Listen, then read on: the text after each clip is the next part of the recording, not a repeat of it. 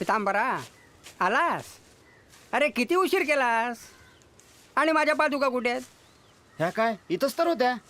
अरे कुठे आहेत मग? आता जमिनीने गेल्या त्या. आता पाय कुठे ठेवणार मी? ठेवू का जमिनीवर? महाराज,